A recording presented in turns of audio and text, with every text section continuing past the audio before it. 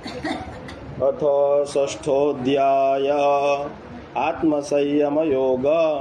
श्री भगवान बोल्या, कर्म फळનો આશ્રય ન કરતા જે શાસ્ત્ર પ્રમાણે વિહિત કર્તવ્ય કર્મો કરે છે તે સંન્યાસી અને કર્મયોગી છે.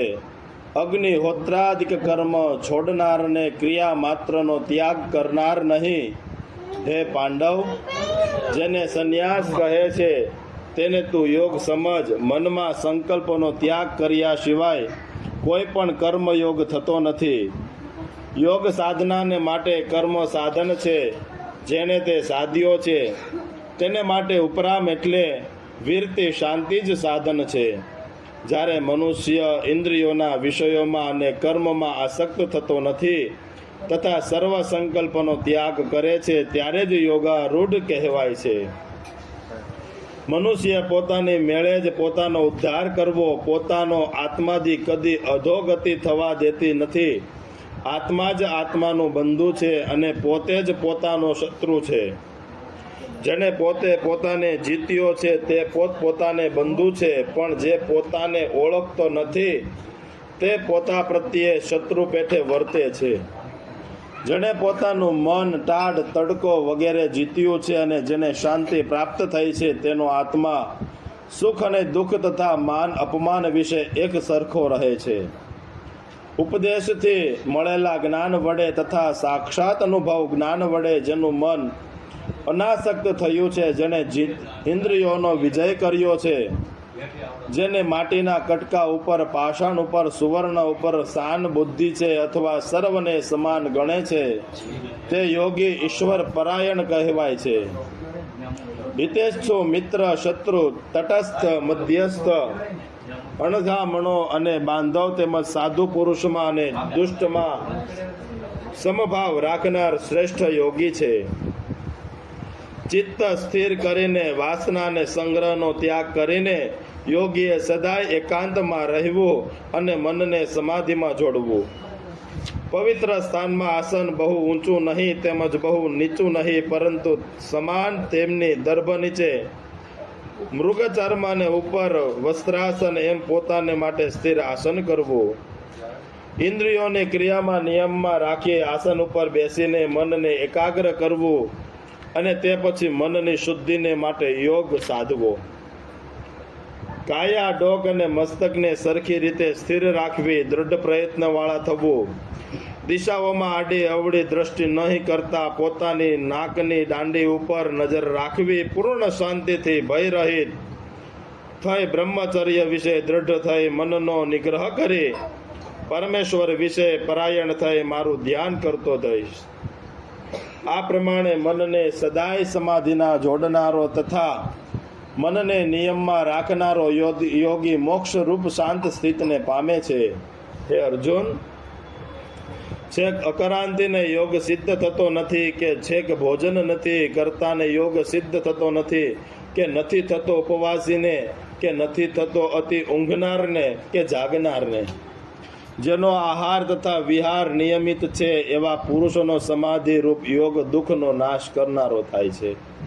સારી રીતે નિયમમાં રાખેલું મન આત્મામાં જ સ્થિર થાય છે અને તે આ લોકમાં ને પરલોકમાં ભોગની તૃષ્ણાને ત્યાગ કરે છે ત્યારે તે પુરુષ આત્મબળને પ્રાપ્ત થયો એમ કહેવાય છે. જેમ વાયુ વિનાના સ્થળમાં રહેલો દીપક ચલિત થતો નથી તે જ પ્રમાણે સ્થિર ચિત્તવાળા તથા યોગોનું અનુષ્ઠાન કરવાવાળા યોગી પુરુષોના અંતના કરણનું કથન કર્યું છે. યોગના સેવનથી અંકુશમાં આવેલું મન શાંતિ પામે છે. તે શુદ્ધ મન અને આત્મામાં જ દર્શન કરતો હોવાના છતાં વિષયોમાં પ્રસન્ન કરતો નથી, પરંતુ આત્મા વિશે જ સંતોષ પામે છે. જે સુખ અનંત છે, ઇન્દ્રિયોને અવિષય છે તથા કેવળ શુદ્ધ બુદ્ધિ વડે ગ્રહણ થાય છે તે સુખનો અનુભવ કરે છે તથા જેને વિશે સ્થિર થયા પછી વિદ્વાનો દ્વારા આત્મરૂપથી કદાચિત પણ ચલિત થતો નથી તેનો યોગ અર્થરૂપે જાણવો. આત્મસુખ રૂપી ભોગીને મેળવ્યા પછી બીજાને લાભને તે અધિક માનતો નથી. એ ટાઢ, તડકો અને તથા મોટા સંકટો નડ્યા છતાં પણ તેમાંથી ચલાયમાન થતો નથી. વળી જે અવસ્થામાં લેશ માત્ર પણ દુઃખનો સંયોગ થતો નથી તે અવસ્થાને યોગ જાણવો અને તે યોગ આ પ્રમાણે ફળ આપનારો છે. માટે શાસ્ત્રને આચાર્યના ઉપદેશથી દૃઢતાપૂર્વક યોગનો અભ્યાસ કરવો. સંકલ્પથી થતી સર્વ કામનાઓ વાસનાઓ રહિત ત્યાગ કરીને તથા મન વડે ઇન્દ્રિયોના સમૂહને સર્વ વિષયોથી રોકી મનને સંયમ કરે છે. યોગી પુરુષે અડગ અને બુદ્ધિ વડે ધીમે ધીમે મનનો નિરોધ કરવો તથા પ્રત્યેક આત્મા વિશે રહેલ મન વડે બીજા કશાનું ચિંતન કરવું નહીં. ચંચળ એવા મનને સ્થિર કર્યા છતાં પણ જો સ્થિર ન રહે તો જે વિષય તરફ જાય છે તે વિષયમાંથી તેને પાછું મેળવીને આત્મા વિશે જ સ્થિર કરવું. જે રજોગુણ રહિત થાય છે, પાપ રહિત થાય છે અને બ્રહ્મ સ્વરૂપ થાય છે તે યોગીને સમાધિનું ઉત્તમ સુખ પ્રાપ્ત થાય છે. આ રીતે મનને સમાધિ સ્વાધીન કરનારા સર્વ પાપરહિત યોગી સહેલાઈથી અવિદ્યાનો નાશ કરનારા એવા જ્ઞાનરૂપી સર્વોત્તમ સુખને પામે છે. બધે સમભાવ રાખનારો યોગી પોતાને ભૂત માત્રમાં અને ભૂત માત્રને પોતામાં જ જુએ છે. જે મન બધે જુએ છે તથા બધાને મારે વિશે જુએ છે તે મનુષ્યને હું અદ્રશ્ય નથી અને મારી દ્રષ્ટિ આગળથી તે ખસતો નથી. જે સર્વ પ્રાણીઓમાં રહેલા એવા મને એકત્વ બુદ્ધિથી ભજે છે તે જ્ઞાની સર્વથા કર્મનો ત્યાગ કરે છે તો પણ હે મારે વિશે જે મોક્ષને પામે છે. હે અર્જુન, જે મનુષ્ય સર્વને પોતાના એવા જ ગણીને સુખ તેમજ દુઃખને તુલ્ય દેખે છે તે યોગી શ્રેષ્ઠ ગણાય છે. અર્જુન બોલ્યા, મનમાં લઈને તથા તેની ચંચળતાને અટકાવીને તેને કેવળ આત્મ સ્વરૂપ રાખવાથી સમાધિયોગ થાય છે તેમ એને કહ્યું. પરંતુ મન ચંચળ હોવાને યોગ લાંબા વખત સુધી ટકી રહે એમ હું જોતો નથી. કેમ કે હે કૃષ્ણ, આ મન જે ચંચળ છે, પ્રમાદી છે, બળવાન છે, દ્રઢ છે, તેને વશ કરવાનું કામ હું વાયુના નિગ્રહની માફક અત્યંત કઠિન માનું છું. શ્રી ભગવાન બોલ્યા, હે મહાબાહુ, આ મન દુર્નિગ્રહી તથા ચંચળ છે, આ વાત સંયમથી રહિત છે. તેમ છતાં હે કૌંતેય, આ મનનો નિગ્રહ અભ્યાસ તથા વૈરાગ્ય વડે થઈ શકે છે. જેને અભ્યાસ તથા વૈરાગ્યથી મનને વશ કર્યું નથી તે આ યોગ મેળવવા માટે અશક્તિ છે, પરંતુ અંતઃકરણને વશમાં રાખી પ્રયત્ન કરતા કરતા ઉપાય વડે સાધી શકે છે.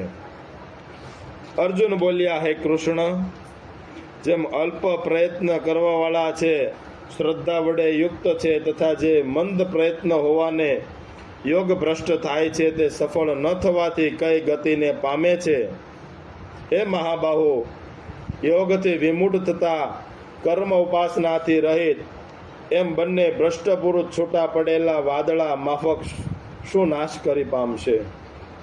હે કૃષ્ણ, મારા સંદેહને દૂર કરવા તમે જ સમર્થ છો. તમારા વિના સંદેહ દૂર કરવા બીજો કોઈ સમર્થ નથી. શ્રી ભગવાન બોલ્યા, હે પાર્થ, યોગ ભ્રષ્ટ પુરુષોને આ લોક કે પરલોક વિશે પણ વિનાશ થતો નથી, કારણ કે કલ્યાણ અને કર્મ કરનારો કોઈ પણ પુરુષ દુર્ગતિને પ્રાપ્ત થતો નથી. યોગમાંથી ભ્રષ્ટ થયેલી પુરુષ અશ્વમેઘ આદિ યજ્ઞ કરનાર પવિત્ર અને સદાચારવાળા ઘરમાં અવતરે છે અથવા બ્રહ્મ વિદ્યાવાળા બ્રાહ્મણના કુળમાં જન્મ લે છે, કારણ કે આ જગતમાં આ પ્રકારના જન્મ અત્યંત દુર્લભ છે. હે અર્જુન, ત્યાંથી તેને પૂર્વ જન્મમાં સંસ્કાર મળે છે અને ત્યાંથી તે મોક્ષને માટે આગળ પ્રગતિ કરે છે.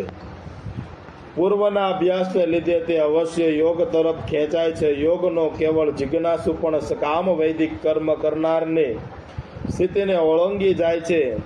જ્યારે આ પ્રમાણે અલ્પ પ્રયત્નવાળો યોગી પરમ ગતિને પામે છે ત્યારે યોગમાં પાપરહિત થયેલા યોગી અનેક જન્મમાં સેવવાથી વૃદ્ધિ પામેલા યોગ વડે સારો થઈને શ્રેષ્ઠ ગતિને પામે છે. તપસ્વીઓ કરતા યોગીને અધિક માન્યો છે. શાસ્ત્રનું જ્ઞાન ધરાવનારા પુરુષો કરતા પણ યોગીને અધિક માન્યો છે. તેમજ કર્મકાંડી કરતા પણ યોગીને અધિક માન્યો છે. માટે હે અર્જુન, તું યોગી થા. સર્વ યોગમાંથી પણ જે શ્રદ્ધાયુક્ત થઈને મારે વિશે મનને લગાડે છે તથા આસક્તિવાળા મન વડે મારું ભજન કરે છે તેને હું જ ઉત્તમ યોગી માનું છું. ઇતિ શ્રીમદ ભગવદ્ ગીતાયામ ઉપનિષત્સુ બ્રહ્મ વિદ્યાયામ યોગશાસ્ત્રે શ્રી કૃષ્ણ અર્જુન સંવાદે આત્મસંયમ યોગ નામ ષષ્ઠોધ્યાય. શ્રી કૃષ્ણાર્પણમસ્તુ. શ્રી કૃષ્ણ કનૈયા લાલ કી જય.